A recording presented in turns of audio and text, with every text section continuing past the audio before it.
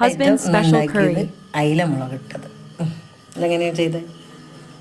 ഇതെണ്ണ ഒഴിക്കുക, ഉലുവ, മുളക് പൊടി, കുറച്ച് മല്ലിപ്പൊടി, ചെറിയ സവോള ഇത്രയിട്ട് വഴറ്റി നന്നായി വറ്റി കഴിഞ്ഞിട്ട് പുളി പിഴിയുക.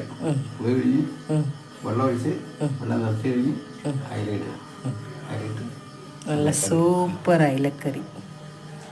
ഇന്ന് അയില പൊരിച്ചത്.